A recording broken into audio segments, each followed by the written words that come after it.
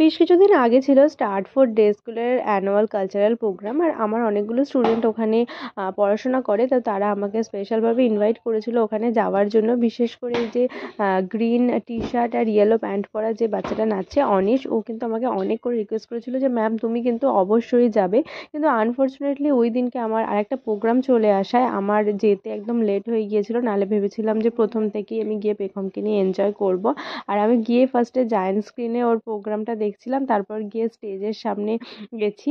আমি যখন আর কি নামছিলাম গাড়ি থেকে তখনই আমি ওর গানটা শুনতে পাচ্ছিলাম। ও আমাকে বলে রেখেছিল যে ও কী গানে পারফর্ম করবে। আমি জাস্ট দৌড়ে এসে ওর প্রোগ্রামটাই শুধু দেখতে পেয়েছিলাম। তো তারপর ও প্রোগ্রাম করেই আমার কাছে চলে এসেছিল। আর দেখো স্কুল গ্রাউন্ডটা অনেক সুন্দর করে সাজিয়েছে, সমস্ত বাচ্চারা তাদের পেরেন্টসরা সবাই এসে প্রোগ্রামটা এনজয় করছিল। আমারও অনেক আগে থেকে একদম স্টার্টিং থেকেই যাওয়ার কথা ছিল, যেহেতু আমার অনেকগুলো বাচ্চা কাছে এখানে পারফর্ম